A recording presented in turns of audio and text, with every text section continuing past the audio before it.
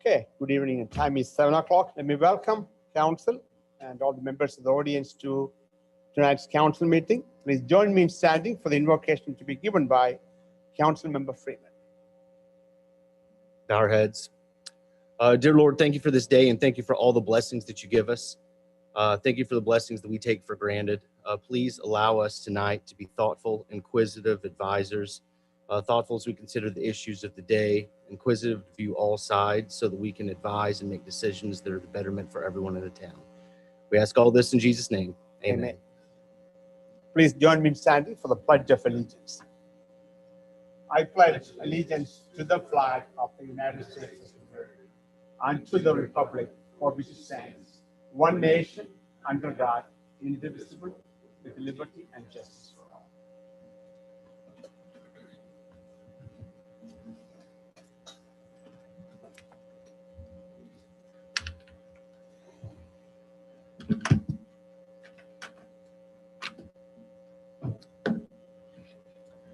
Good evening, council, staff, and members of the audience. One more time. At this time, let me call to order the town council meeting for Monday, August 9th. Time is 7:01. We have 6 of the 7 council members present. With the 6 of the 7 present, we have quorum. Council Member Eldridge is absent. Moving on to the first item, that's introduction of new employees. Danial, Mafalao, Parks Technician. Good evening, JD. How are you? Good evening, everyone. I'm John Douthit, the Parks Director for the town of Sunnyvale. This is our newest field maintenance technician, Danial Mafalao, and his wife, Jessica. I'd like to welcome them to the team. Daniel has been with us for about 2 weeks, and so far he's done an outstanding job. We're really glad to have him. Awesome. Welcome, Daniel. Jessica.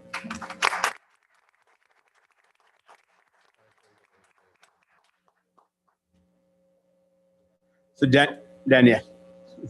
Yeah, buddy, you got to take the picture. Let's look. Yeah.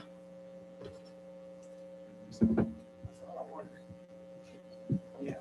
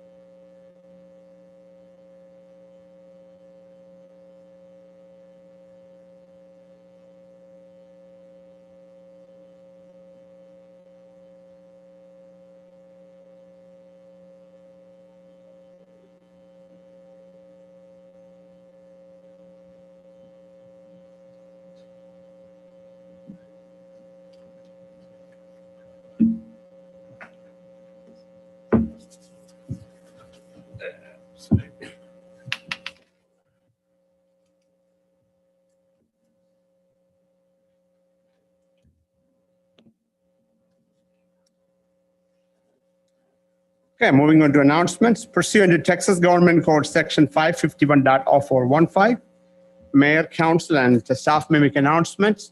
Council, are there any announcements? Mayor, I've got one. Mr. Egan? All right.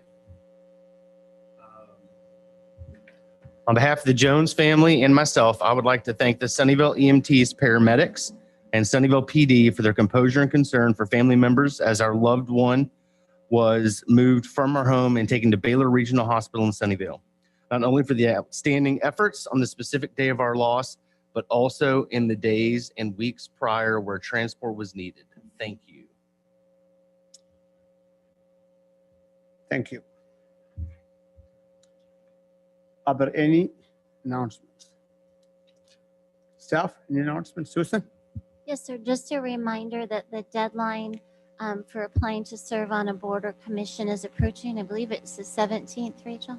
So please, if you have any interest in serving, be sure and get your application in, because we really appreciate that service to the community. Anyone else? So, okay, I'm going to close the announcement. Moving on to the public forum. This is the time. Members of the audience may come forward and speak to the council on any items other than legal matters or personal matters or items on the agenda. If you are here to talk about the rate, there is a public hearing time. I will invite everyone who would like to come forward and speak to the council. But if there are any other items you would like to speak to the council, you may come forward. If you are joining us via Zoom, you may raise your hand. No one coming forward from the chamber. Erica, anyone raising their hands? No, sir. No hands raised, so I'm going to close the public forum. Moving on to item number 3, Sunnyvale Police Department Corporal Badge Pinning. Chief, good evening, sir.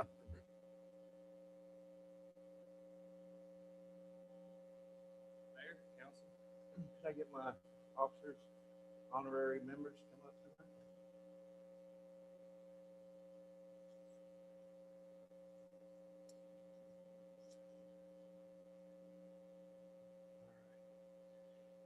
Mayor and council, recently the Sunnyvale Police Department tested for the position of corporal.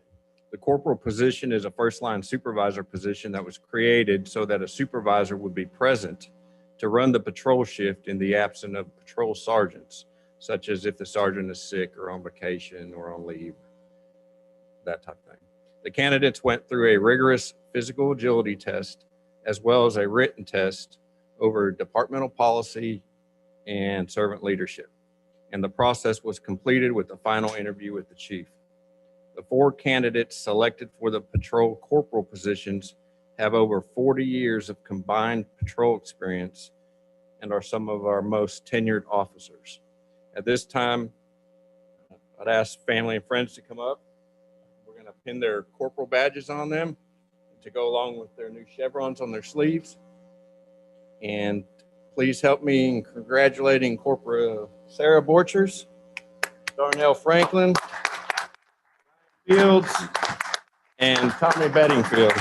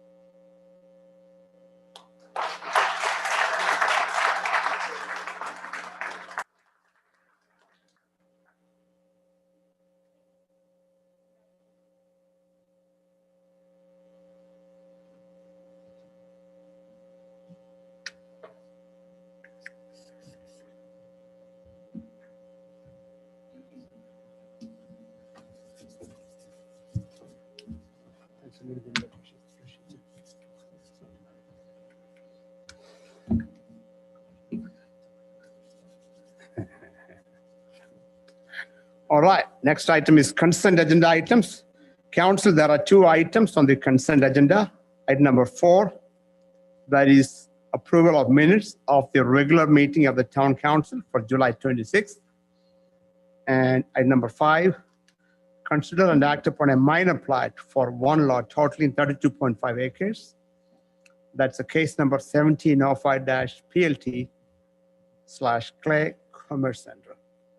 Council, would anyone like to remove either of the items from the consent agenda? If not, can I have a motion to approve consent agenda items 4 and 5? Mayor, I'll make a motion to approve consent items 4 and 5.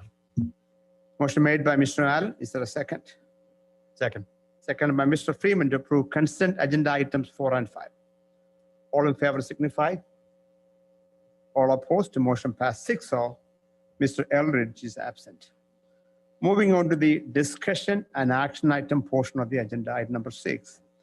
Discuss, consider, and act upon all matters incident and related to the issuance and sale of Town of Sunnyvale, Texas, General Obligation Fund Refunding Bonds, Series 2021, including the first reading of Ordinance 21-16, authorizing the issuance of such bonds, establishing parameters for the sale and delivery of such bonds, and delegating certain matters to authorized town officials.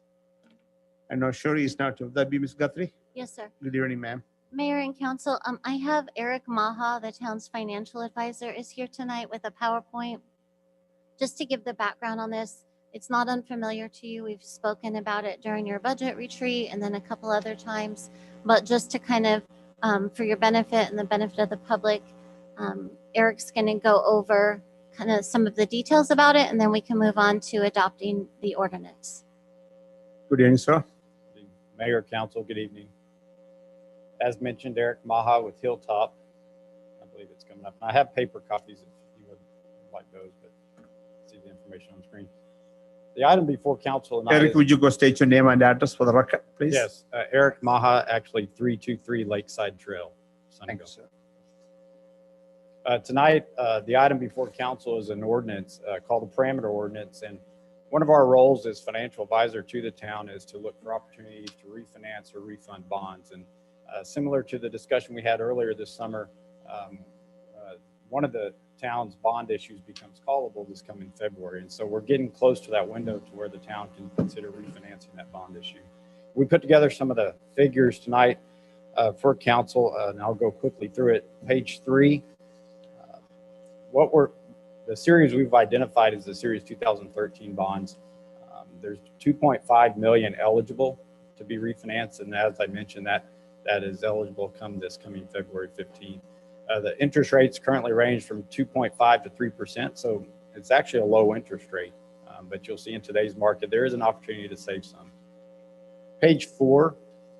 This is a snapshot of the estimated savings based on current market interest rates. You can see the average rate on the existing bonds, 2.98%. In today's market, we're a little under 0.9% is what we're estimating. And with the refunding, we would not extend the debt. We'd keep the same repayment terms, just at a lower interest rate. Really, the only other option the town would have is to just keep making payments at the existing rates. But since these bonds become callable, we thought it'd be an opportunity to take a look at. And in total, you'll see on the far right column in gray, a little over 100,000 in total savings. Page 5, this is, we would call it a hypothetical. In the ordinance itself, the council would have to set a minimum level of savings that you all would like to achieve. And on page 5, we picked a minimum, roughly about 75,000 in total savings. We felt like was a good minimum to choose. Hopefully, rates will stay where they're at and we'd be closer to page 4, but we do have to establish a minimum if council wants to move forward tonight. And so page 5 would be that minimum. Page 6, just a chart we like to show. It shows if interest rates move in either direction, how that would impact that savings figure. I would say we have about 20, 30 basis points from current rates to where we reach that minimum level of savings. So as long as rates don't move more than that, then we'd be above that minimum. Page 8, I know in the packets that there should be a draft of the ordinance, and you'll notice there are quite a few blanks in the ordinance because With the delegated approval, council would be delegating authority to staff in order to complete the refinancing within a 6-month window. As long as the parameters listed on page 8 are met, then staff would have the ability to complete the transaction. And those parameters also outlined in the ordinance itself in section 3. Same parameters, and as I mentioned, good for 6 months and no extension of the debt. Really, page 9, just to summarize, this really gives the most flexibility. The other method we would use to sell bonds would be to time it in conjunction with the council meeting date. And so we'd be subject to the market on that particular date. With the parameter method, we can watch the market and get in at the opportune time as long as those parameters are being met. And then in the back, I won't go through each slide, but we did put some information on interest rates in general.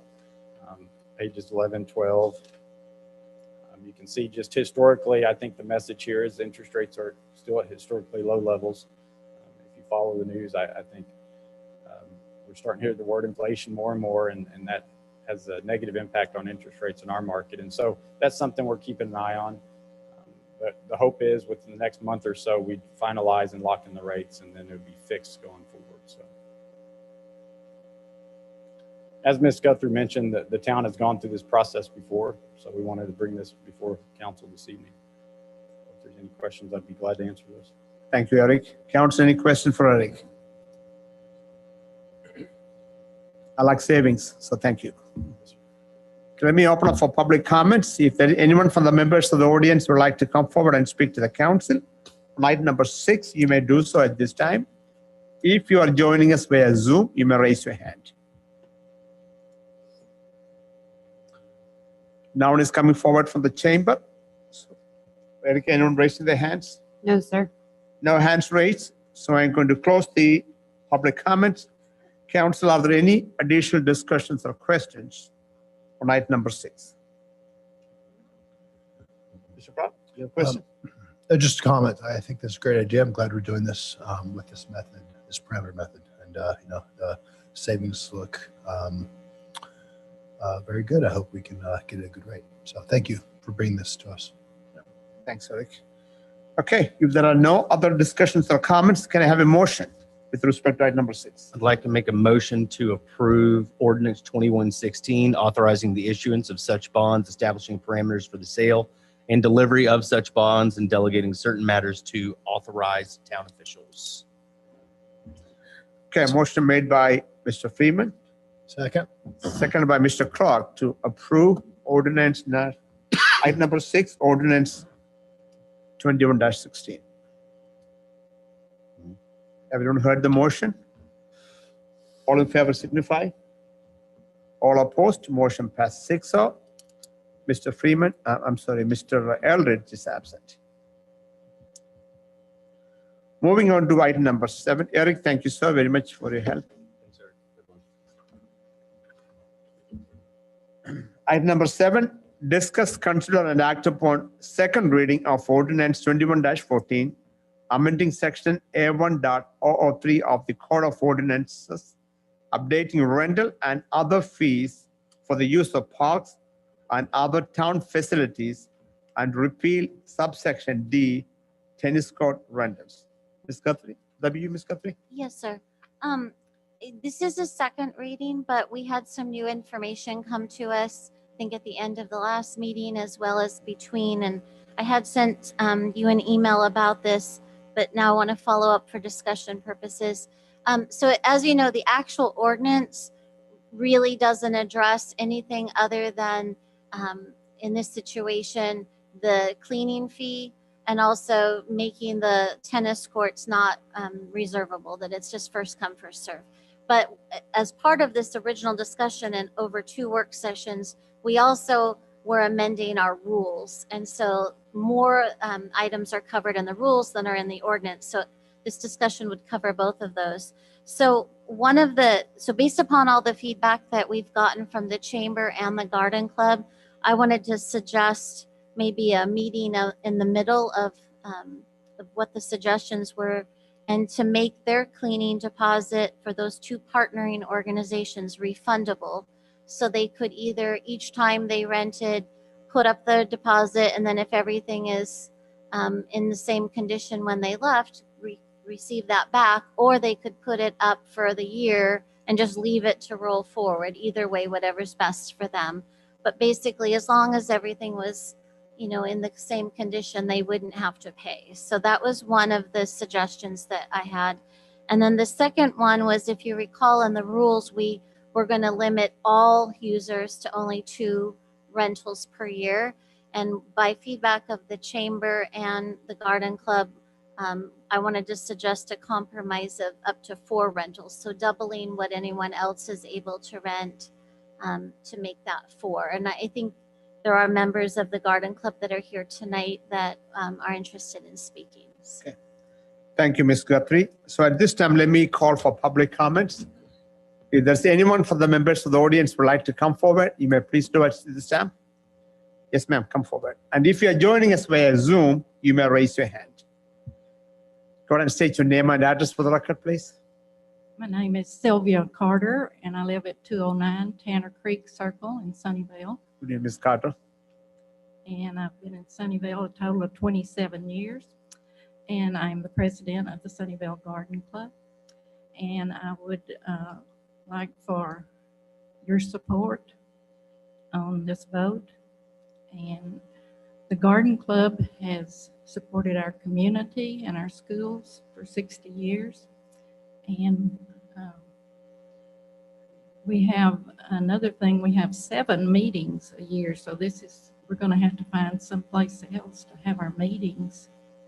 So I would like for you to also to consider that in your vote. Okay. Thank you. Thank you, Ms. Carter. Anyone else?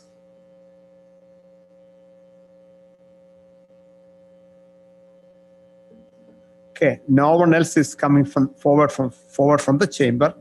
Erica, anyone raising their hand? No, sir. No hands raised, so I'm going to close the public comments. Council, are there any discussions or questions on this agenda item? Mayor, I got a question. Yes, sir. Susan, you may have said it. Are these 4 consecutive meetings or 4 meetings within a 1-year period? Okay. Mr. Freeman? So your recommendation to add the 2 additional meetings, that was only for our town partners, correct? That's not for any other organization, but simply for the town partners. That's correct. Thank you. Mr. Egan? Is there, I mean, I'm seeing both sides of this. I'm trying to figure out if there's a middle road. And I'm not sure that considering where their resources come from, whether it be the garden club or the chamber, both of those, the chamber has a better ability to gather resources. I'm just wondering if, as long as they have not had an issue that required us to maintain and keep their deposit, that they could have the number of meetings they would need. I know it's hard. This isn't, but they've got to find another place, and I don't know that the steakhouse or somewhere like that's going to really work out for them. I just think we need to think about some greater opportunity for them here because it is a town resource. I believe they are all residents. I would hope that most all of them are residents, so they are paying taxes that help build this facility. I'd like to see that. I'd like to see that we give them a greater opportunity to be able to be in without strapping their resources away. And if we could work out some type of an arrangement in the ordinance, which I guess is where it has to be laid out, that as long as they don't skip, that they can continue to roll forward, similar to what we were going to hold the deposit to begin with in the first place. But the first time they do skip, then we keep the 150 and we start cutting back on what they're allowed to do. I just think there needs to be some flexibility. Thank you, Mr. Egan. Mr. Finch. Mr. Mayor, I have a question on this, maybe for Ms. Carter.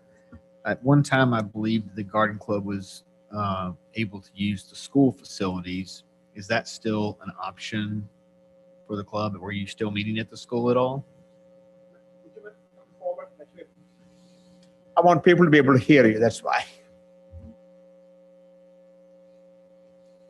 We have not been meeting at the school. They had classrooms when they were more kids, and so they needed the flex spots that we had, and they wouldn't let us meet there anymore.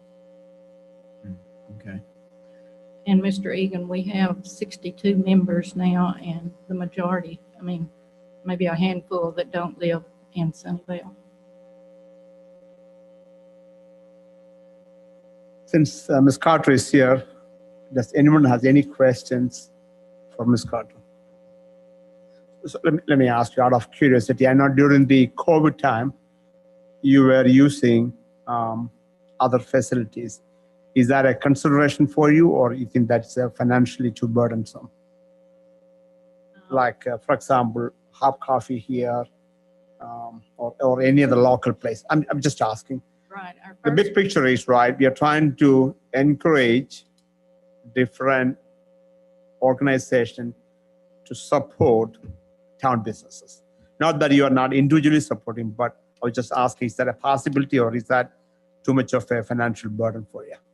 Our first meeting is at the town square here.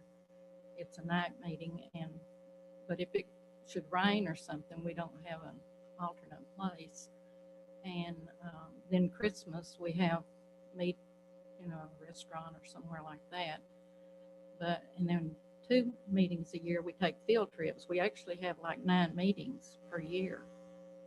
So probably at least 6. So 6 is the number you're looking for? Yes. Okay. Mr. Finch? So not to put words in our superintendent's mouth, but I do believe that he just is another option for you. I think they're more than willing to allow you to meet there at the school. And so that may be another option for you. If we decide to stay with 4, I think you might have another option at their facility as well. So that may be an option for you. I don't know what you think about that. Possibly, since they've added the new buildings, they have Yeah. 4 Their new classrooms boardroom. now. Anything else, Ms. Carter? Thank you, Mayor. Council, other additional discussions? I would like to make a comment. Ever since I've been around Sunnyvale, the Garden Club has always been around.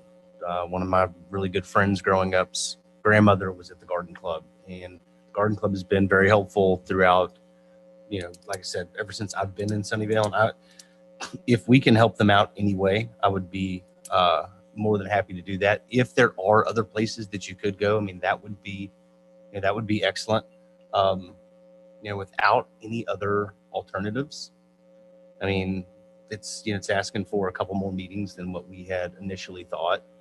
I would be for, if they need the 6 meetings, to allow the 6.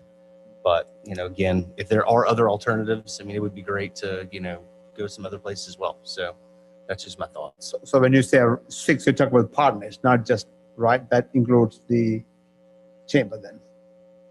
Yeah, I mean, I would say for keep it buckets. The chamber, they're basically our town partners. If, they, absolutely have to have a place. And again, I do believe that there are, I mean, especially when you're talking about our chamber, our chamber, by the nature of what they are, can go to other businesses and other locations in the area just by simply who they are. So that's just, yes, that is what I was saying. So I'd be willing to go 6 if we needed to. Thank you, Mr. Freeman. Other issue, Commissioner Allen? Yeah, but I'm not opposed to making a change to that, to 4, 5, 6, where we want to. However, this got brought up as a stress to the staff and having to clean up behind people. And if we extend this to the Garden Club, which is not unreasonable, now you have to extend it to the Chamber of Commerce, which now meets, and theirs is a little bit more involving. And so how's the impact to Susan, to the staff, if we have other groups such as the Chamber of Commerce? Again, theirs is a little bit more extensive with food and so forth and so on. So if we extend to one, then we have to extend the other one. So I'd like your feedback on the impact with the chamber or others that might be involved. So both of these groups, and please correct me if I'm wrong, but in Burton, is more, but my understanding is both of these groups, the meetings are daytime meetings. So it's in the middle of the workday where, we've got court and we've got committee meetings and we've got meetings with developers and we have, the normal conducting of business going on. So all 12 then of those meetings are during the middle of the workday. And then, often we have, so if they take place, say on a Wednesday, then we have court the very next morning. So we're trying to coordinate cleaning people in here to get things clean. Now, if everything's left clean and the tables are put back how we need them for court, then it's not, an overwhelming impact. The other thing is both of them are luncheons. So they're using the kitchen and they're serving food and beverage. And we had that conversation about the wear and tear. All that being said, if that is what you all would desire, we of course can totally accommodate that. And we do recognize, the reason we came up with this second parameter was recognizing these are partners to the town. So we can definitely make that work. The only other reminder I wanted to make sure I gave you is that the number of meetings is not an ordinance. So just when you're making your motion, the piece that is an ordinance that I changed was the refundable deposit. So you could just make a motion to approve the ordinance with our suggested amendments and then just give direction to staff on how many meetings you want us to put in rules. As part of the motion? No, you can just give that direction to us. I brought the rules and we've got them all redlined, but we can make whatever change you guys desire. Council, how many of you are opposed to 6?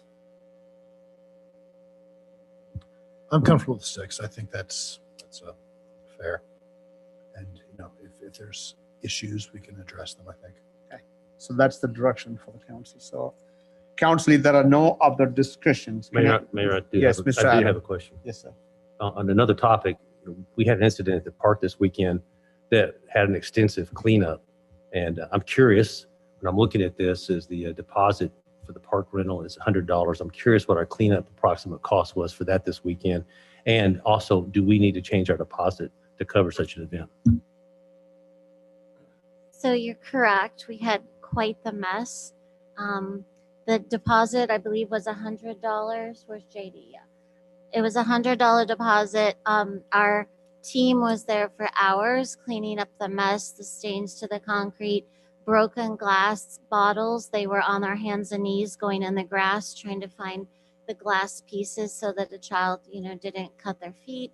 So it was a Sunnyvale resident. We will not be refunding the measly $100, but we're also putting them on a no rent list. So we will not extend the opportunity to rent to them in the future unless we have some greater provision, which I'll discuss when they approach us. So, What do you think the estimated cost for that cleanup was? how many hours were they out there, JD? 5 hours. Crew of 4 today? 3. So, pretty significant. And it just, you saw, I think I sent the photos, a whole trailer full of trash, broken bottles and trash strewn everywhere. It was really disheartening for our crews to show up this morning to, and anybody else who happened to be at the park before we got to it to clean it up. Somebody could have really been hurt. Is there a way within the ordinance and or rules that extenuating circumstances may apply? I think that's where we're at, that, if you don't uphold the rules, then you lose your deposit. Plus now, I've asked them to put them on a no rent list at this point. And, at some point in the future, if they want to rent, we can discuss how they can get off that. But list. I'm looking at and maybe that's the remedy is they pay for what the cost impact was. Okay. Mr. Adam, have a comment, sir? Yeah. Is there a way to maybe add a penalty, like harder penalties? So I do think we can say that it's $100 deposit, but if the actual cost to clean up is more, they will be charged the additional How would amount. you collect that, Ms. Brenda? Well, They came back to Yeah, I mean, we'd send them an invoice. Okay. Well, there's a whole process for that, so Yeah, I it's was not as leaning easy as. towards you want to rent again ever, you're going to pay the cost that we incurred to clean it up. So my concern is that they have their friend rent it for the same thing. Also, it's easier to increase the deposit from 100 to some number and leave it there. And again, if they keep it clean, then we pay the money back. But then if Just someone asking wants to off. have a birthday, I mean, I don't believe in writing an ordinance for the lowest behavior. Yeah. Because then you penalize everybody else. Yeah. But I think if we put in that if the cost of cleanup exceeds the $100, you will be charged, then it's a breach of contract and we could file a lawsuit. We could go to JP court, we could go file it in district court, and it would be difficult for them. Mayor, I would like us to consider raising that deposit to something substantial. It's a deposit, you get it back. It's your money. If you take care of it, you get it back. If you don't, you lose the money. And even as much as $500. I'd be comfortable raising it to a substantial amount. That $500 may seem like a lot, but anything you rent in a VRBO or any such thing for 5, 6, 7 people is going to carry a $500 to $1,000 deposit. And if you leave it clean, you get it back. So I'd like for us to consider maybe even raise it that much rather than having to go to court and so forth and so on. I think $500 would probably come close to covering the costs we had today. Maybe, maybe not. And then we could, if we exceed that, then maybe we can go into a billing process. But based on what I saw today, I just think that's ridiculous. That is abuse of our town and it's abuse of our parks. So not to have a run-on sentence here, but I'm going to. So $500 is a suggestion. The second question I have is glass prohibited in our park? Yes, sir. Absolutely. Then I think the deposit absolutely is warranted to be at that cost, because when you rent a park, you're not renting it for 5 or 10 people. You're renting it for a lot of people, and you get your money back. You take care of the property, you get your money back. So it's not a cost fee. It's a deterrent fee. That's my suggestion or my thought. We can make a motion if toward that, unless the council has some other opinions and thoughts. Thank you, Mr. Adams. Mr. Finch. Susan, how many times has this happened? Let's say in the last year, how many times have we had an incident like this? This is the only one that I know of, sir. So and I don't disagree with Councilmember Allen, but I just wonder, I like Brenda's idea of being able to pursue additional, if we need to send a bill for something like this, but, to say we have a fee, $500, I just see as, I just have a little bit of hesitation about it, especially if we can put something there that says to a resident, you go crazy, we're going to bill you. And it's only happened once in the last year. So I disagree totally. I think that we had to have a way to capture it, but I do disagree with having, I guess I do disagree with you. It's free money. Well, it's not necessarily free because no, it's not free. Let me rephrase that. It's your money. You get it back if you take care of it. I know, but I have to have $500 to put down. And so. And you put that on a credit card. Not everybody. I mean, I'm just saying that we seem like we don't have IDs and credit cards, Sunnyvale. We're casting a wide net for an incident that's happened once. So we have time to make motion. We can pass vote either way. Anyone else have comments? Okay, Just a quick question. Mr. Clark. That wasn't the garden club that had the party, was it? I don't know. They could have been there. No, it wasn't. It was actually another social group. And it was another social club that had rented it. And it was a Sunnyvale resident that rented it. And then they had a social group. So we put on our no rent list for now the address, the name, and the name of the group to try to, because you are right, somebody else in the house could come. Yeah. But we'll reach out with an estimation of costs. Okay. See what we could do. So if the council decide to go, if you go in the direction of Alan, we know what to do. If you decide to go in the direction of what Brenda recommended, we will say motion to approve with the amendment that resident deposit will be $100 or the actual cost. Whichever's greater. Actual cost plus, right? I can write the language. I do have one other thing I want to mention to you. And I have not researched this, but I don't think I'd be doing my job if I didn't mention it to you. Yeah, with the additional meetings for town partners, I'm not sure how we can distinguish between other user groups. So, you know, there's the rule that if you open up your facilities, you open them up to everyone. And so I just have to voice a concern. I have not researched it, but I know that in other situations, many cities don't rent their facilities because then they don't want churches or other types of organizations meeting. So the only thing I'll say is if you grant additional meetings for town partners, I would just ask that you be prepared that those additional meetings will also be granted to any other group. And Brenda, I'd like to throw this out. If we name them specifically as to who we consider town partners, that would not preclude from. I'm not sure that the distinction, I mean, if you're going to distinguish between groups, that's a good distinction from, I think, a First Amendment right of assembly argument. But I do just have to put in a word of caution that, again, I haven't researched it. And I don't know whether that would, I don't know what level of scrutiny the court would apply. And two, whether the distinction would hold up to the level of scrutiny applied by the court.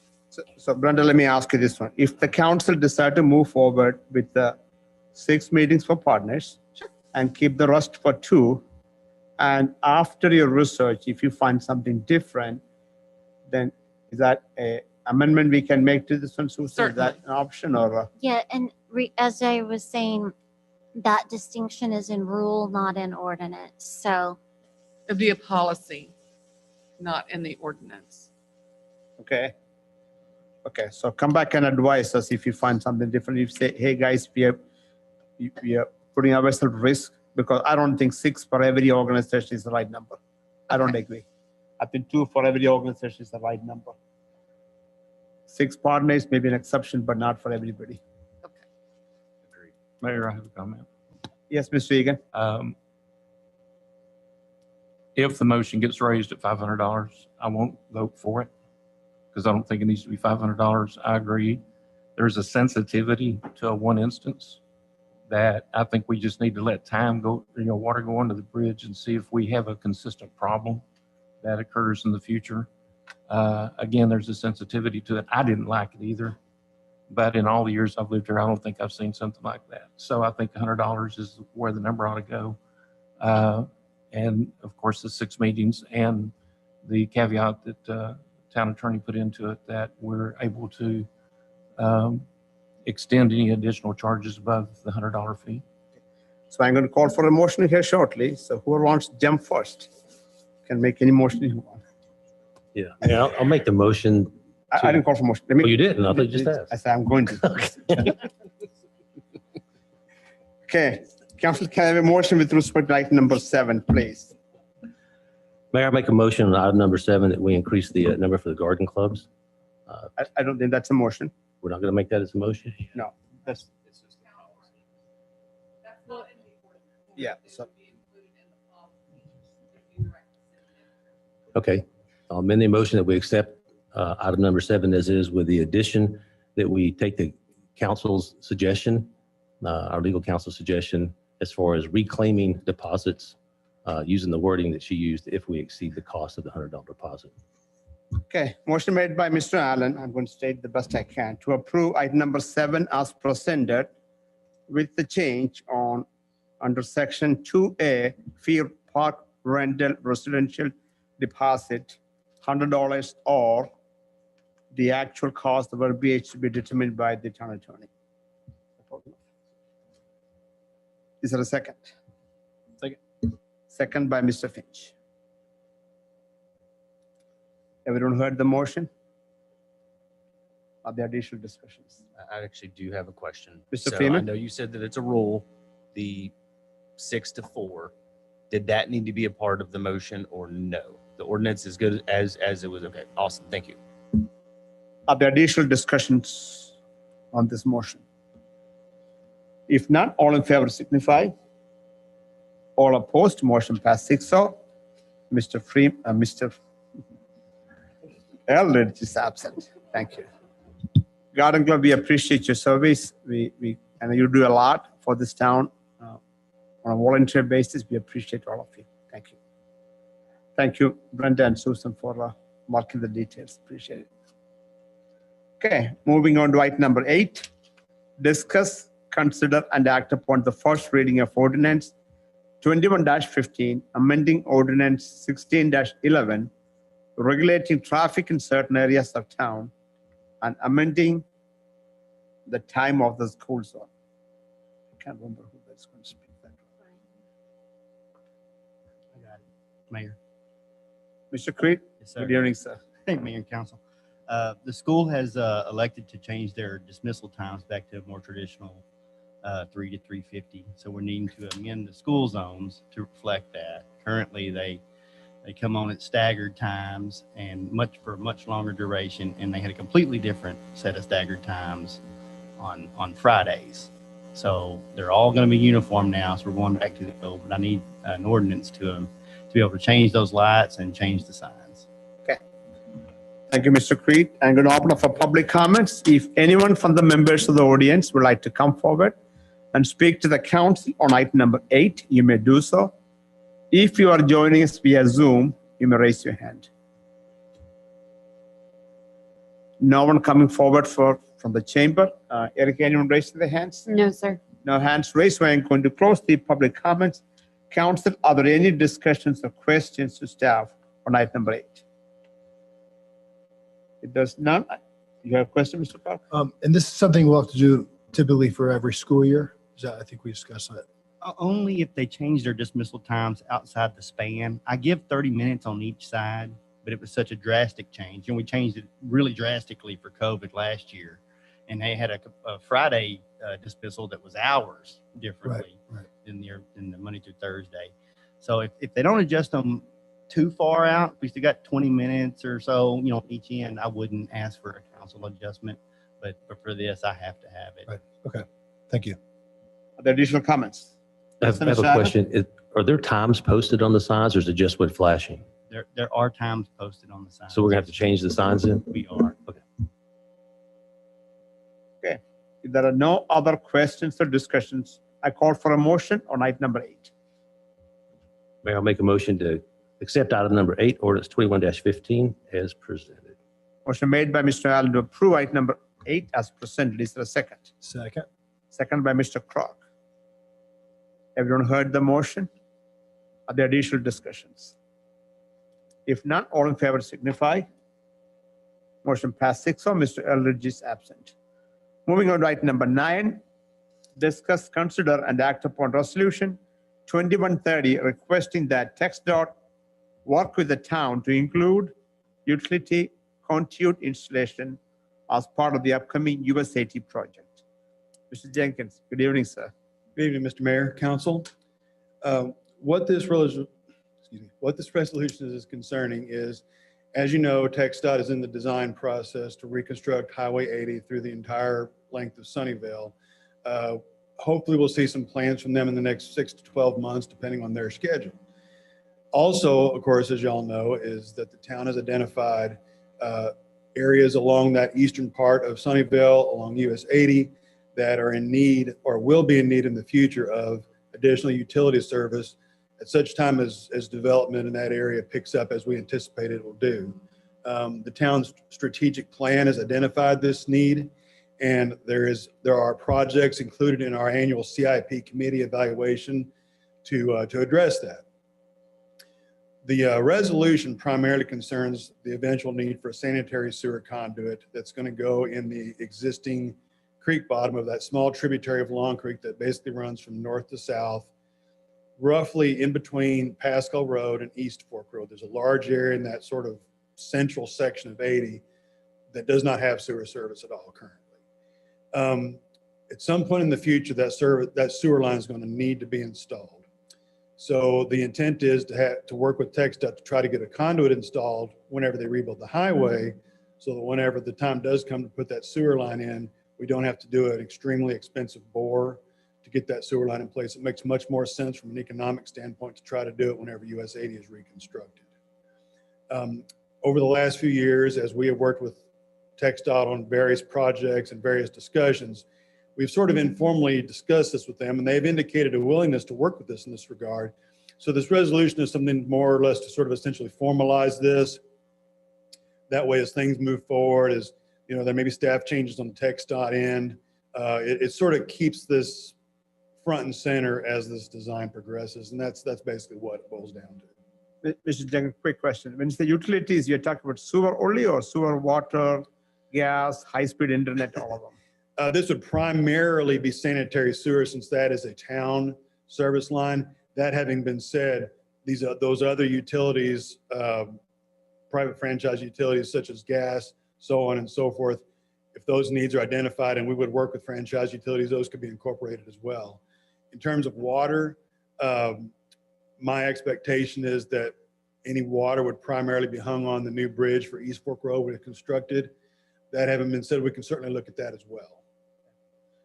Council, just to give a little bit of background, I want to say maybe 9 years back, there was a request from property owners on the north side of East Fork. You probably know 3 or 4 property owners came to the council to bore a tunnel underneath 80 and try to get sewer system. And we allocated some money and we waited for, I want to say 3 or 4 years. The property owners never came forward with a plan. So finally, council killed that one. So thank you for working this one. Sure. I'm going to open up for public comments on item number 9. If anyone from the members of the audience would like to come forward and speak to the council on item number 9, you may do so. If you are joining us via Zoom, you may raise your hand. No one is coming forward from the chamber. Anyone raising the hand? No, sir. No hands raised, so I'm going to close the public comments. Council, are there any questions for Mr. Jenkins or additional discussions? Nothing's clear as mud. Thanks, Mr. Jenkins. All right, sir. Okay. Since there are no discussions, I'm going to call for a motion on item number 9. Motion to approve item number 9 as presented. Motion made by Mr. Freeman to approve item number 9 as presented. Second. Second by Mr. Clark. Everyone heard the motion? Are there additional discussions? If there are none, all in favor signify. All opposed, motion passed 6-0. Mr. Eldridge is absent. Moving on to item number 10, discuss and consider the proposed budget presentation with the focus on the general fund and supplementals. Ms. Guthrie? I always miss you, don't I? My apologies, Ms. Ferris. I'm not sure he's absent today. Should I come to it?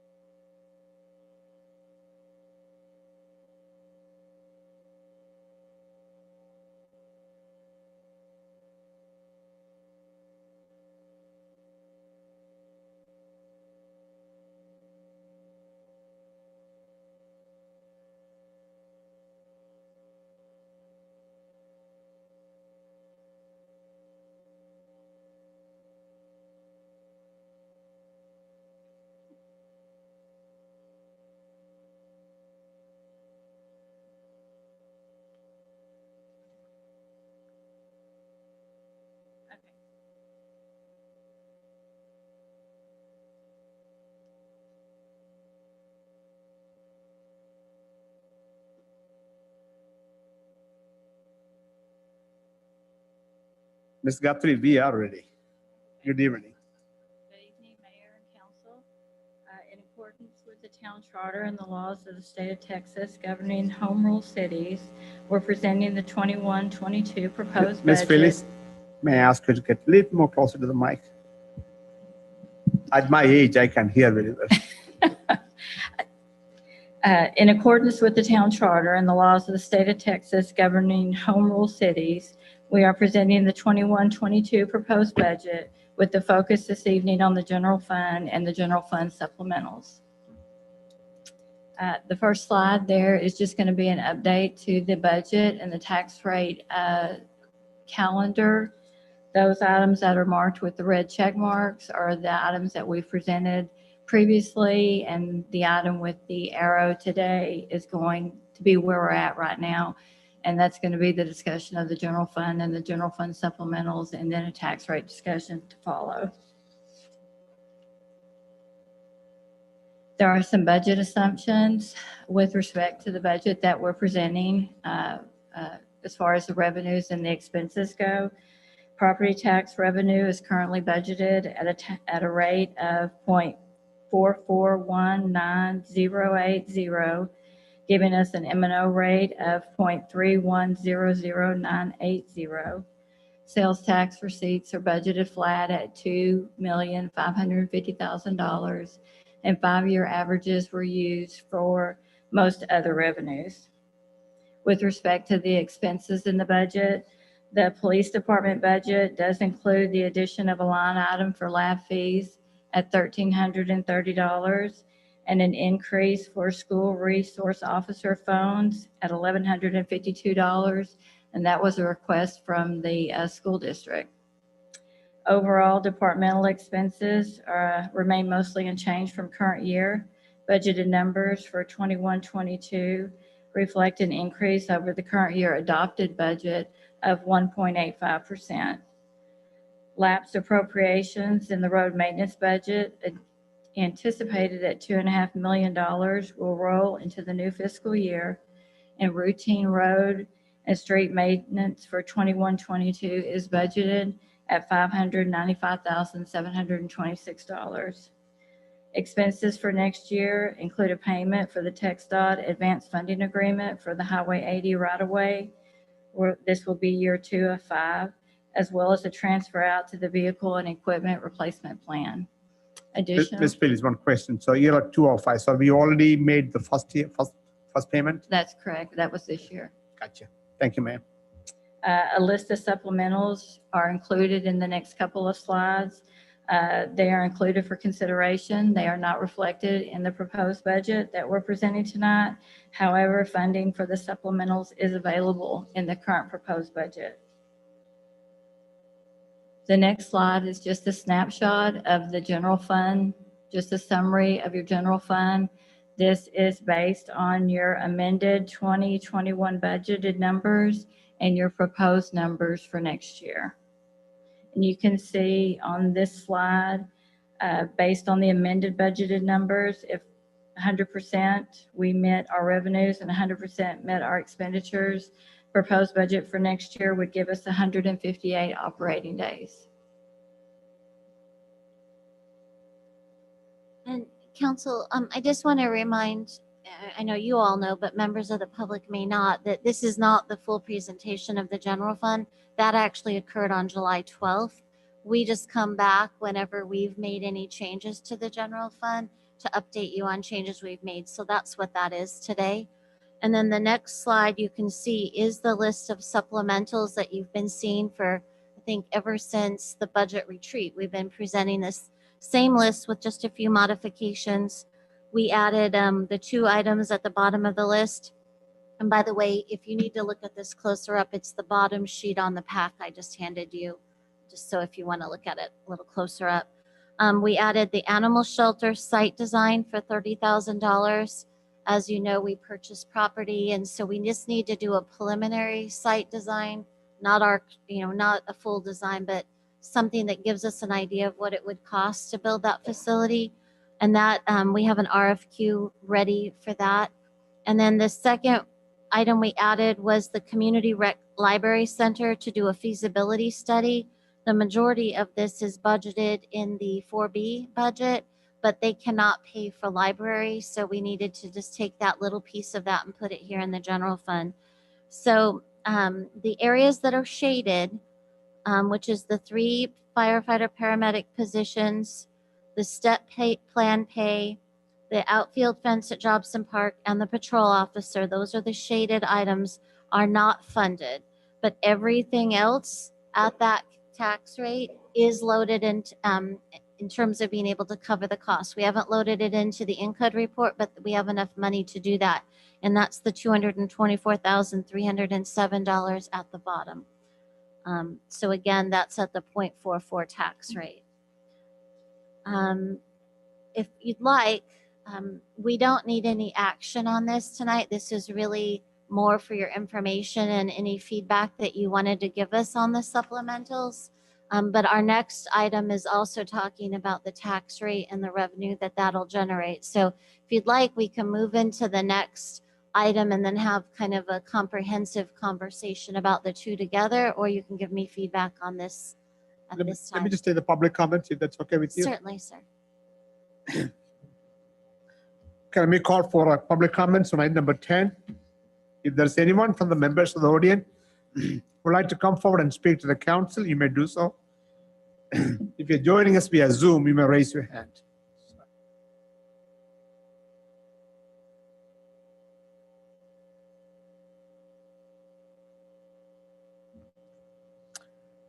No one is coming forward from the chamber. Anyone raising their hands? No, sir. No hands raised, so I'm going to close the comments on number 10. Council, are there any questions or discussion on 10? Mr. Egan?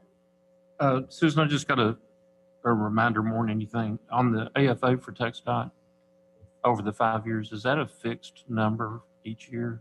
And will that number ever change as TxDOT gets closer to knowing what the design's going to be? No, that AFA was for right-of-way acquisition, so that was already done. We probably will end up, my guess is, where's Lyle, with another AFA, or will incur a direct cost for utility relocations once the next phases come on. But for that phase, that piece is set, and then they divide it over a 5-year period, and that's our fixed cost.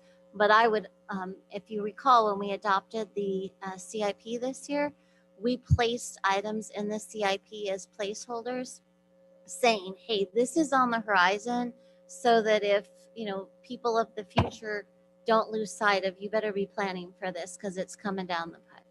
Let me follow on that question. So TxDOT already purchased the right-of-way? For that phase, right, Lyle? Right.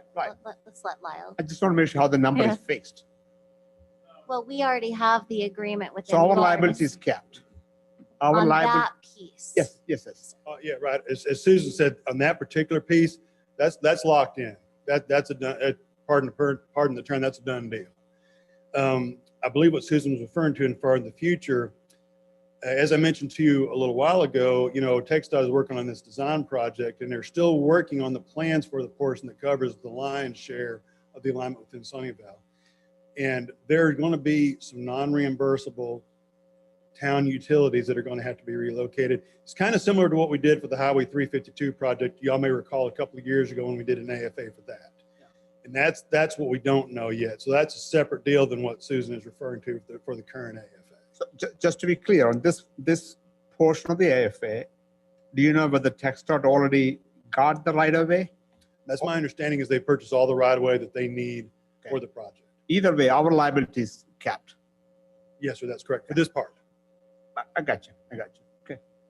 And if you recall, our AFA on SH 352 was $750,000 roughly, but there were a lot of utilities, and we just, at this point, we've tried to discern how many utilities we may have that are in conflict, but until we see a design, we don't know how many utilities are in conflict. So we're really in limbo. We don't even have an estimate. So this may be a time we are happy there's no sewer over there, right? Right. Don't have to pay for it. All right. Do we have are you ready to move on to the tax? Yes, ma'am. Council, additional questions or discussion on number 10? Okay, let's move on to item number 11. And I'm gonna really, you have the PowerPoint coming up, Eric? I'm gonna only really focus on a couple of slides. I'm sorry, we've had a little staffing, I was gonna say snafu, but we have somebody Okay. missing tonight, so I'm covering it, so bear with me. Go ahead to the next slide. Go to the next slide. Okay, so as you know, as a local government, we have to publish our notice of tax rate, of our tax rate. The Comptroller's Office provides the model and the form that includes the required statutory language. So tonight, we actually have to post to our website after this meeting. So tonight, I just want to remind you that you are not voting on the tax rate tonight. You're voting on the statutorily required parameters. So when we post, we'll be posting our no new revenue tax rate and our voter approval tax rate. So again, we're going to want to have a lot of discussion about what it's going to be, but I just want to remind you that's not really what we're voting on tonight, but I know it helps to have that conversation. The no new revenue tax rate is the rate that will raise approximately the same amount of property tax revenue from the same properties from prior year to current year. So that's the no new revenue. And if you recall, these words all changed last year when Senate Bill 2 was adopted. The voter approval tax rate is the highest rate that may be adopted without holding an election to seek voter approval of that rate. And that sounds really simple until you come into our situation, and I'll talk more about that. The next page is just the form that we will post tonight on our website in accordance with law. And as you can see, we will post the no new revenue rate and then the voter approval tax rate. So again, just the parameters, and that's what we're voting on tonight. Go 2 more slides. So our current tax rate is 0.4567, and that has been our tax rate for the last 2 years. Because if you recall, last year we did not raise our tax rate. Even though we had issued debt a couple of times, we just, because of COVID, I think it was really important to the council to keep our tax rate flat for our community. So when we did that, it pushes down our M&O rate. So I know council knows this, but for members of the public, a municipal tax rate is comprised of an M&O rate and an INS. The INS is your debt portion. The M&O is maintenance and operations. INS always kind of gets paid first. So whatever it is what it is. And then it affects the M&O, can go up or down. So if you recall, we did a work session with you kind of talking about tax rate. We had a lot of estimates based upon data that we had. We then got our actual report back from the from Dallas County, and it confirmed our numbers pretty closely. We weren't very far off, but a couple of things changed that I want to point out to you. So our no new revenue rate is 0.437985. And again, that's the rate that would bring in no additional revenue. The voter approval rate is 0.485245. Now, this is much higher than we had estimated for you. And the reason why is there's a provision in Senate Bill 2 that was adopted last year that said if you don't go up to the voter approval rate at any time, you, on a 3-year rolling cycle, you can use the unused increment. And the intent, I believe, of the law was to discourage the feeling that you need to go to voter approval rate every year, because I think a lot of cities said, well, we'll just go to voter approval rate every year. And they wanted to discourage that, to say, well, don't do it unless you really need to. But I think some cities felt like, well, if we don't, we could get behind and not have money for something next year.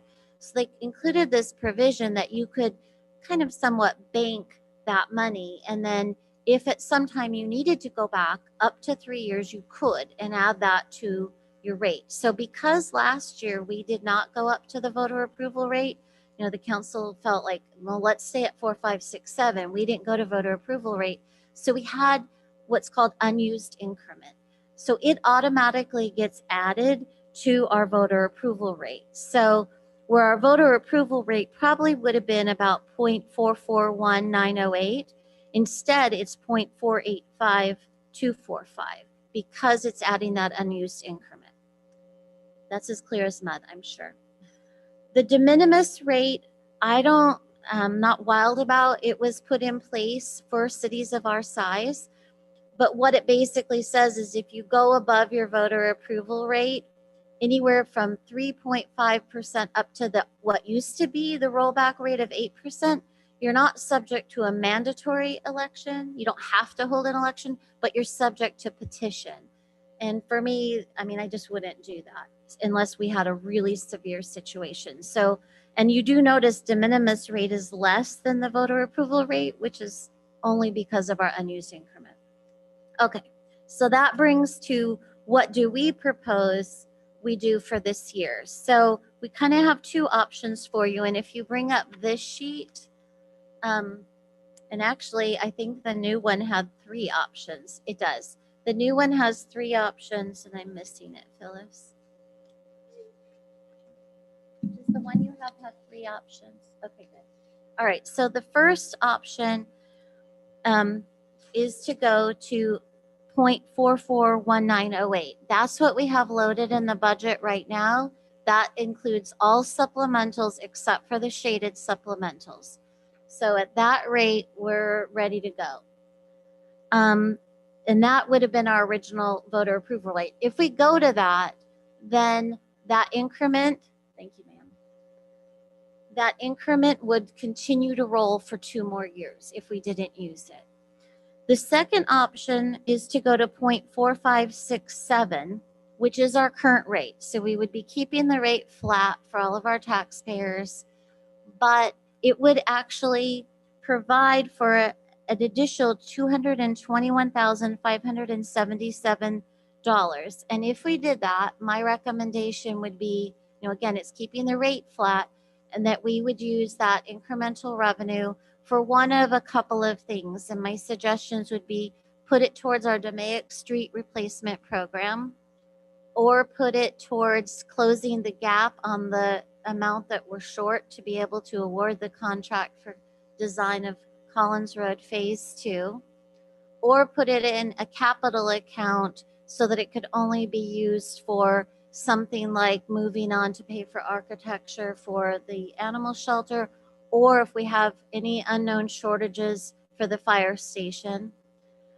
The fourth option was made by another council member, which would be to put that money towards increasing staffing for the fire department. And I believe it's on your supplemental list to add 1 firefighter paramedic is, I think, $83,000 a year.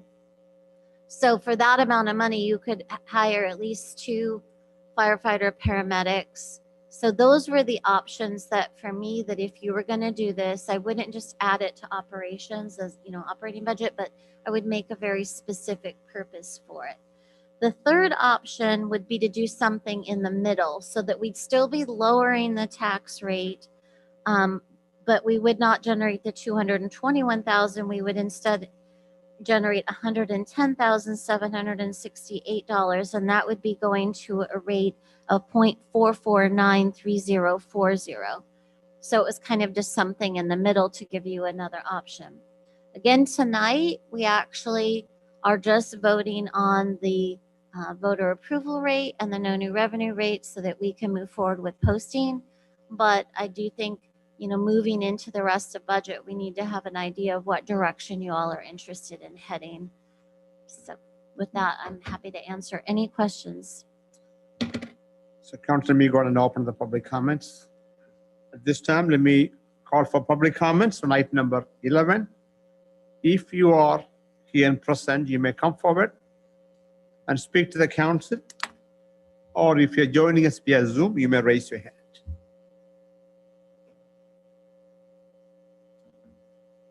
No one is coming forward from the chamber. Erica, anyone raising their hands? No, sir. No hands raised. We're going to close the public comments council. Questions and discussions on item number 11.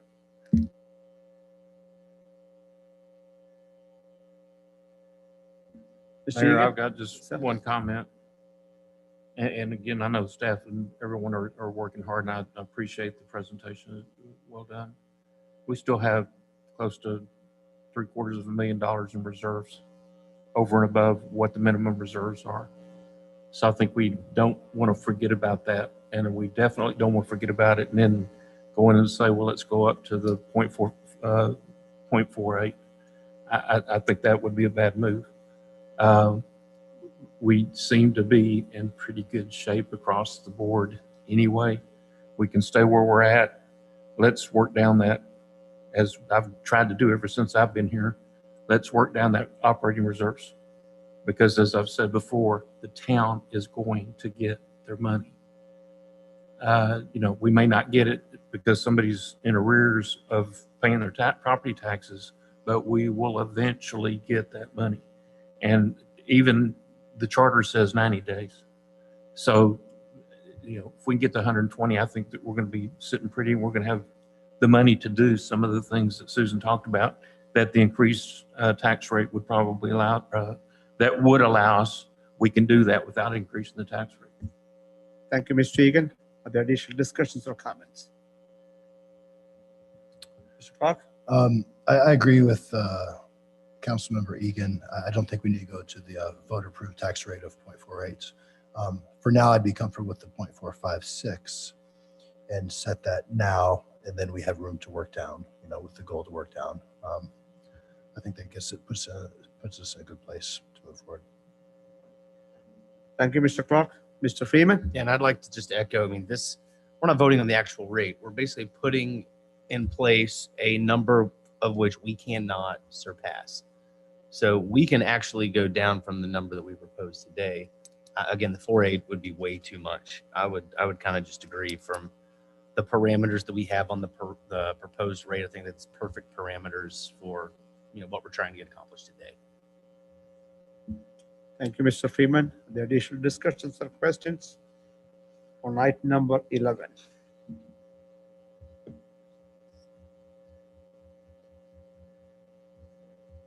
When you do take a motion, I just want to make sure I'm being transparent that the posting will have the voter approval rate because it's a predetermined form that we've already received.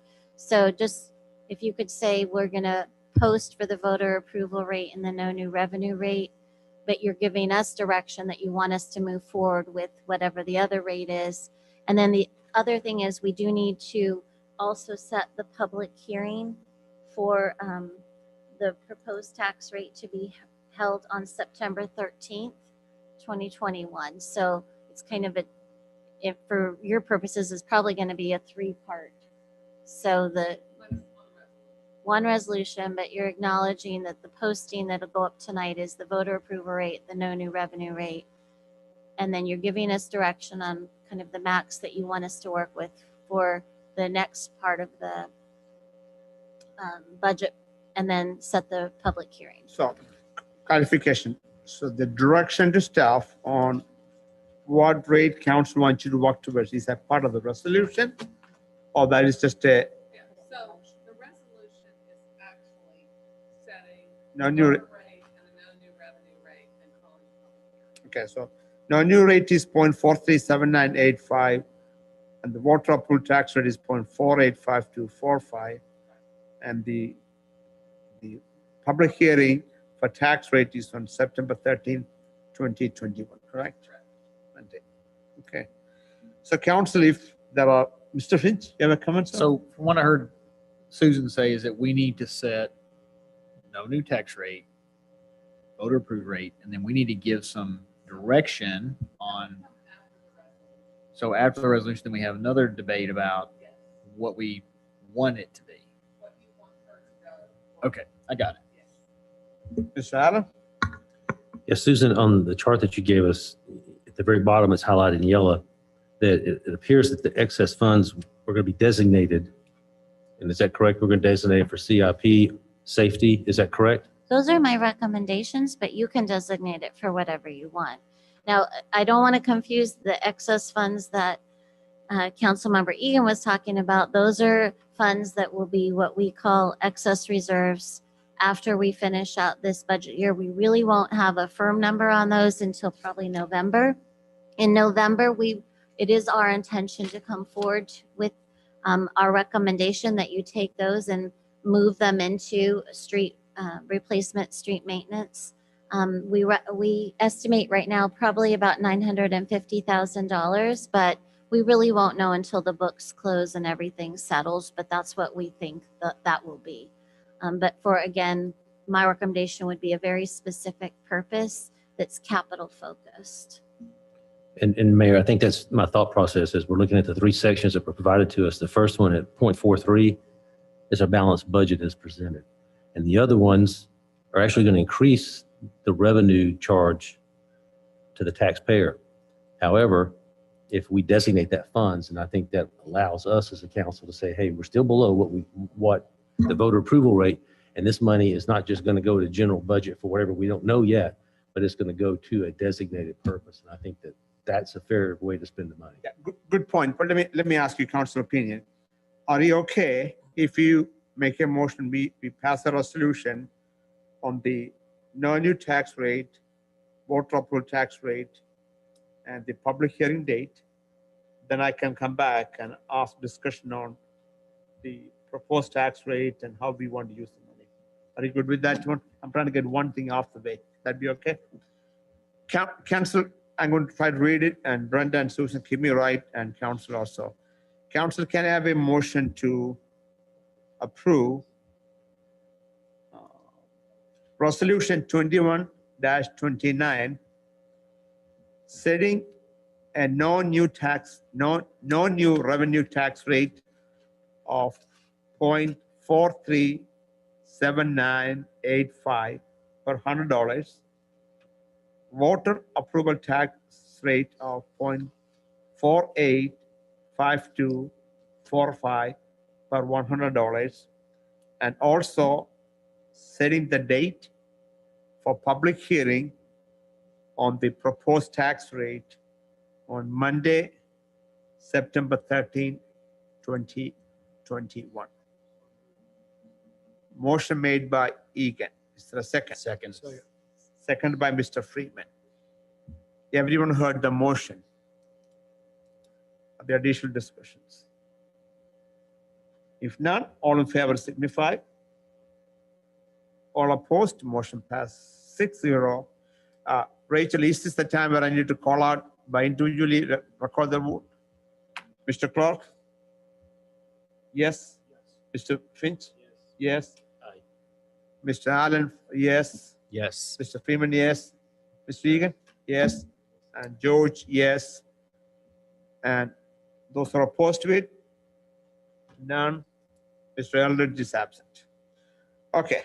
So since that is out of the way, council, let's talk about your desired tax rate you want staff to work towards. Along with that, you can also talk about if that number is anything higher than 0.437985, how would you like to use the delta revenue for what purpose? Then I'm gonna open up for your comments.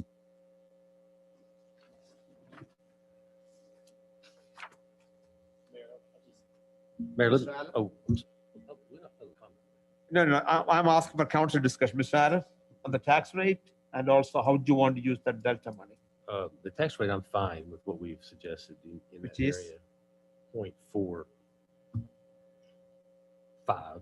So we talked about three different rates for now. Right. For example, if you keep it flat, 0.4567. Right. If you want to take it down to the lowest possible, it's 0.441908, not lowest, but the proposed tax rate, right? Or there is let me take it back. Staff proposed three options. Option one is 0.441980, which give an excess revenue 0. Then the other one is the 0.4567, which give an excess revenue of 221,000, or somewhere in between, which is 0.449340, which gives an excess revenue of 110,000. So do you like any of the three options, or do you like another option? I'm more inclined to the last one instead of the middle one, the 4.45. However, I'd like to hear maybe from Susan what your recommendation would be as to where the funds would go. I think that was really more my question. So I think what Susan said is, right, it's up to the council. She gave us proposals. If council chooses to go with the third option, that gives us 110,000 excess reserve. On the last line, she proposed but up to council to decide, excess reserve for public safety, roads, or CIP. That's what she proposed. That doesn't mean you have to stick with it. That's just her proposal. Council get to decide. Do you have a preference, Mr. Allen? I do not at this time. Okay, fair enough. Other additional discussions? Mr. Mayor, Mr. Finch? Yes, sir. I like the lower rate where we fulfill our supplements and we end up flat. I would be willing to look at the medium rate, which would be the 0.44930, which still lowers our rate, but gives us above the supplement list to look at public safety or our roads. So, okay, good point, good discussion, additional discussions. Mr. Freeman? I mean, I'm right along with everyone else. You know, I tend to lean more towards capital projects for the simple fact that we got a lot of them coming up. We've spent a lot of money on infrastructure.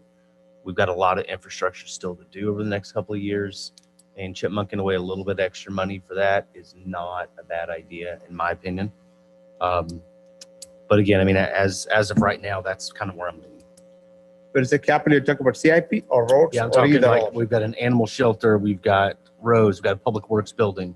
Okay. We've got Collins Phase 2. Like we have a lot of Okay. other projects coming down the road. So you have option 1, 2, and 3. Do you have a If I, preference? option 3 is the one that I'm leaning towards at Okay. this moment. I mean, my mind could be changed, but Fair enough. option 3 is where it's at. Yes, sir. Yes, Mr. Finch? Just to clarify Yes, what Councilmember Freeman said, it sounds like from those projects, just clarify for me, Susan, that most of those would fall under the INS fund, not the M&O fund. Is that right? If we went out to get debt for them, then they'd fall in the INS.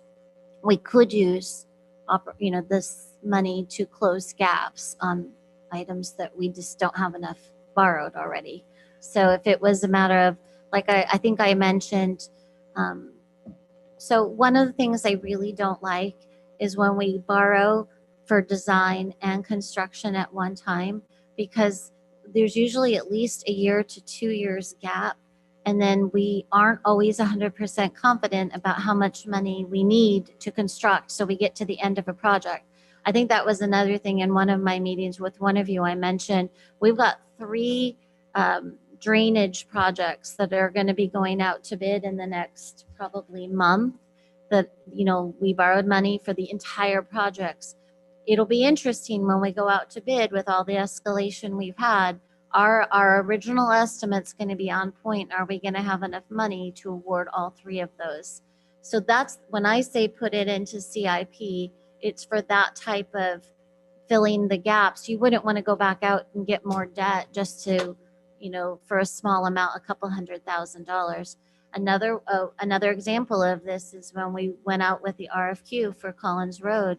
It came back much higher than we anticipated, and we're piecing that together with the grant, but we still are going to have a gap. And so, my solutions to that was we'll change the scope a little bit, but then it could put another grant in jeopardy. So I do feel like we would certainly at that amount of money come back to you for clarification and, okay, here's where we're proposing at this time to use it. But I do think CIP is a great option.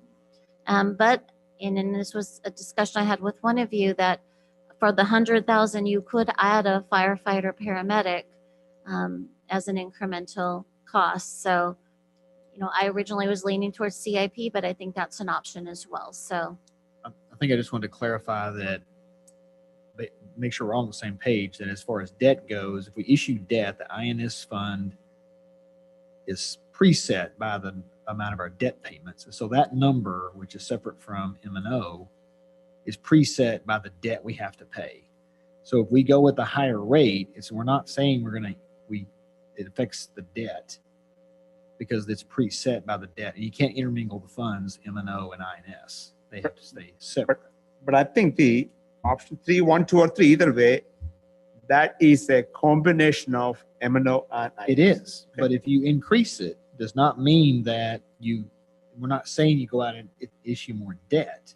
If you issued more debt, your INS rate would go up. Yes.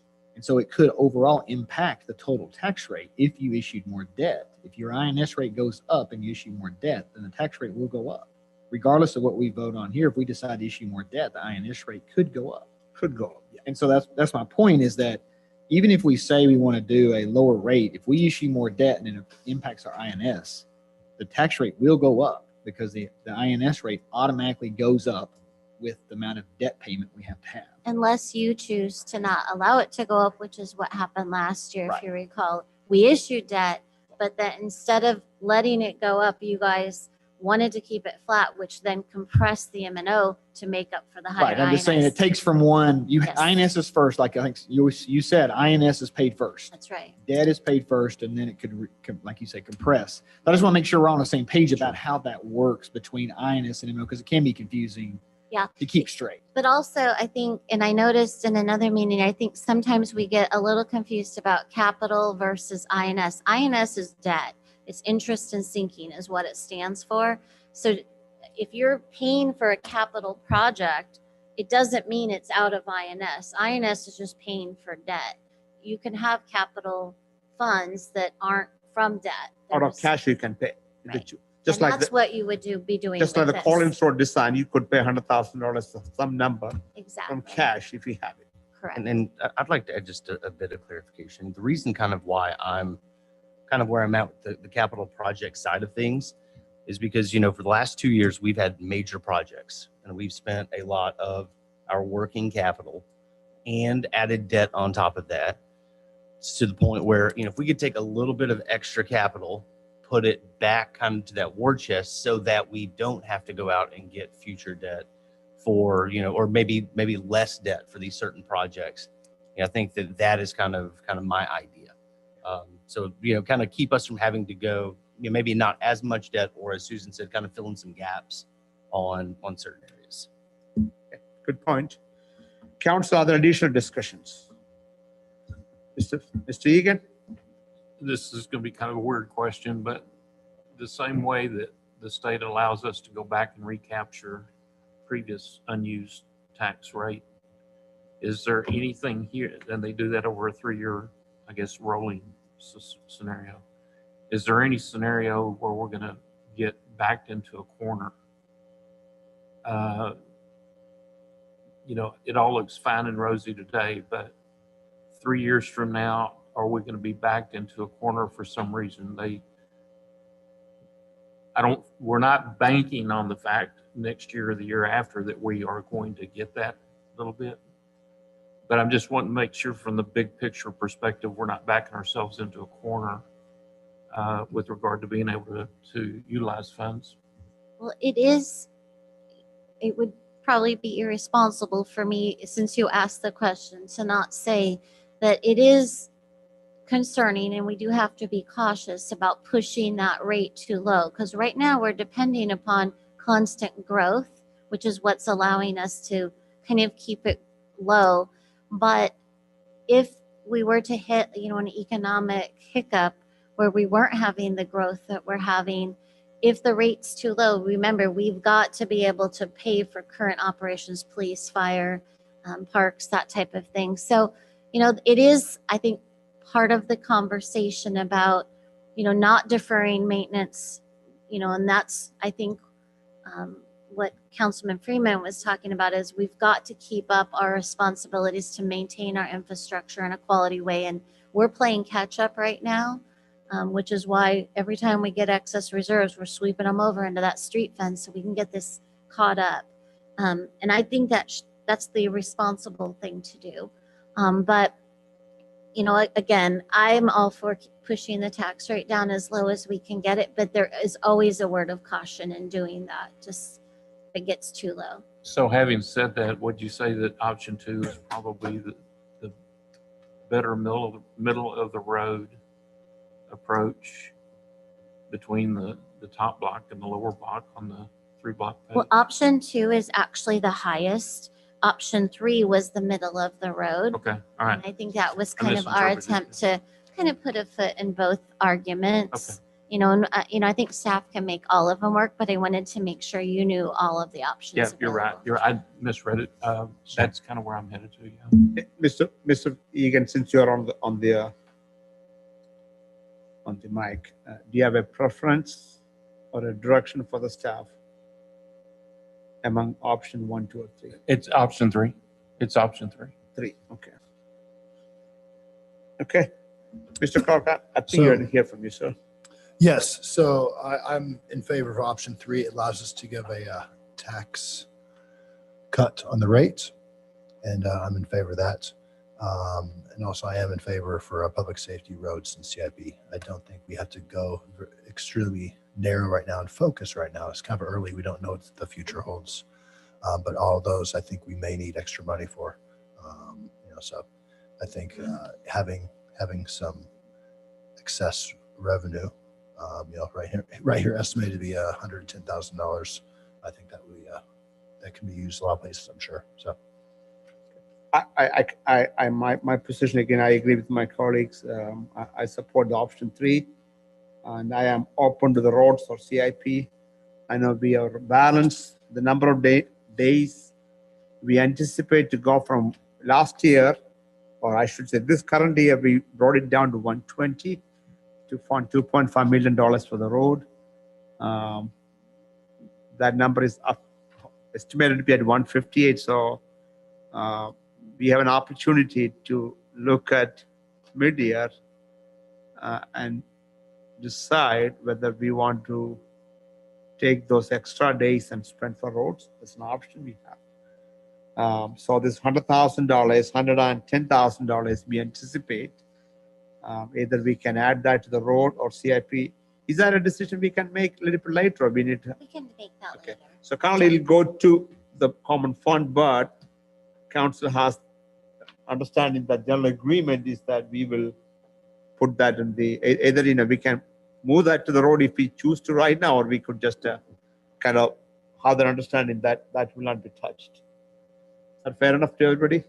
So yeah, when we bring the next version of the Encode budget back, we'll plug in all the supplementals, and then we'll put a placeholder for this and probably CIP, but, or we have another account that we can put it in. So we'll figure out a place to put it that leaves it open for you to move it, and we'll remind you to give us direction on that next time. Yeah, okay. Is that good enough for you, council, for now? Susan, did we get to where we need to? Okay, all right. Great discussion, guys. Thanks. I'm going to call upon who's going to talk about the update on the water meter replacement project? Mr. Creed, good evening, sir. Mayor and council, thanks. Last March, we voted to, or you guys voted to go to the AMI or fixed base system rather than the drive-by system. And we started getting all of our infrastructure in the warehouse, from the warehouse to our shop at the end of May. So throughout June and probably about to the mid part of July, contractors changed out all of the residential and small commercial meters. These would be your 3/4 and 1 inch meters, which is approximately about 2,550 meters out of just shy of 2,800 accounts. And we were installed 4 repeaters. One is not functioning. It was installed too low. It's on Meadow Lake Lift Station. It's only about 17 feet off the ground, so we're going to have to move that one. So currently we have about 80% of all of our accounts online, which is just north of 90% of all the meters installed. We have a base station at the water tower that was installed as well. The 2 areas that are needing attention are Stone Canyon and the Industrial District. There's a repeater waiting to be installed on the Wheatfield siren, on our civil siren. TxDOT took the entire road out, so we've been unable to get to it. So what we've done is we're going to, the contractors, HydroPro is going to rent a 4-wheel drive SkyTrack, and we're going to take it across the properties out there on the 18th and go ahead and install it. We've gotten some of them, some readings from Stone Canyon, but it's not as good as we'd like. And additionally, they're going to move the one on Wheatfield up to a higher pole we have which should take care of those. Hopefully that should bring another 300 online or so and put us at nearly full capacity. The remaining meters that have not been changed are our unique meters or our big meters or 6-inch, big 4-inch, and some oddball 2-inch meters are compound. They have multiple registers. We're going to address those one at a time. Those are in deeper vaults and they require external antennas, so they kind of have to be dealt with one. They're just not as simple as going to the meter box and changing out. Let's see. That's about it. Like I said, we're online. We're waiting for the app rollout. Hopefully we can get the 2 repeaters installed. That should happen around the 18th. And I did send out to you all directions on downloading the app so that you all can be the test group. So I hope you'll all do that. It was in your Friday update. Have it done. Set my meet. So I'm curious, you can't get Stone Canyon, but yet, I live on Larkin. It looks like it's reading. We are getting, it's not as good as we'd like. Yeah. Some of the meters, especially over by the hospital, are really having a hard time because they're having to reach all the way out to the nearest one that's not the one at Meadow Lake would be helpful if it was taller, but they're having to go all the way to East Fork to reach that repeater, and they are, but they're spotty. So we get the one on Wheatfield. We're pretty confident it's gonna demonstrate. Thank you. Good job on that, and look forward to taking advantage of that technology. Mr. Egan? Can you get a set of rabbit ears and some aluminum foil? I don't think so, but anything's possible. Hey, Mr. Creed, again, this app, it's very, very easy to set up. I was able to set it up from that Friday report. Good job. Appreciate you working this one. Question for you. I thought the big picture was, we can ask the citizens to check it, and I know they're going, most of them will do it, and a whole bunch won't do it, right?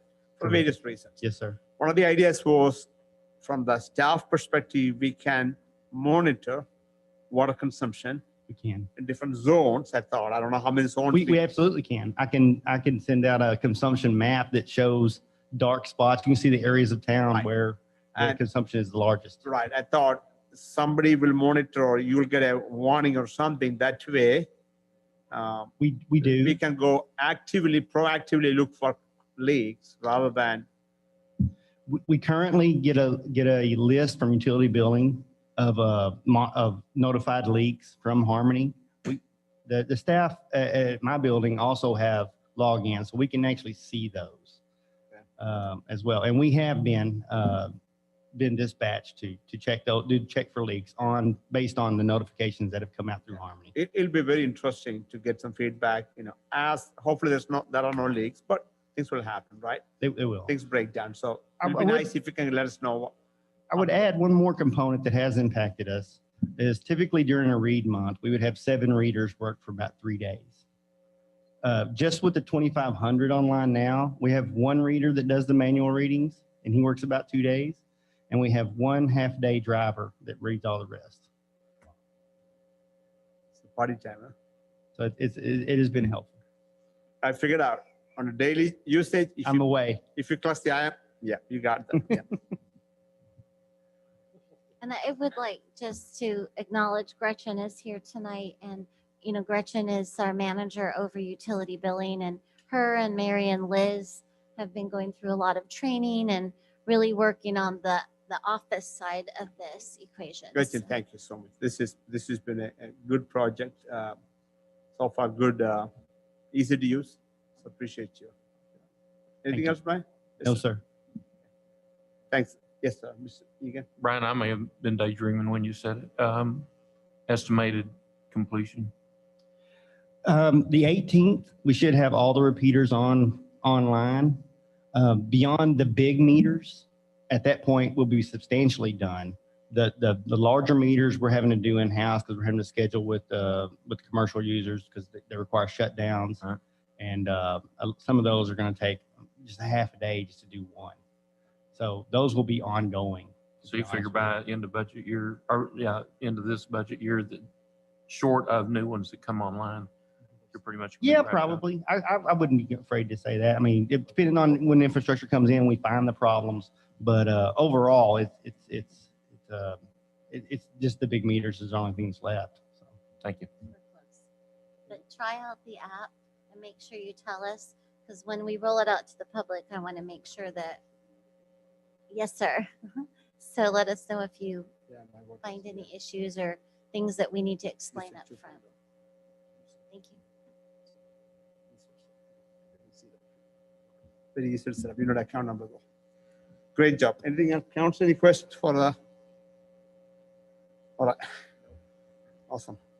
Okay, moving on to item number 13, mayor and council request for future staff updates and agenda items. Council. Nobody, none. Okay. If there are none, I call for a motion to adjourn. Motion to adjourn. Motion made by Mr. Freeman to adjourn. Is a second. Second by Mr. Finch. All in favor signify. All opposed. Motion passed 6-0. Mr. Eldridge is still absent. So time is 8:46. The meeting is adjourned.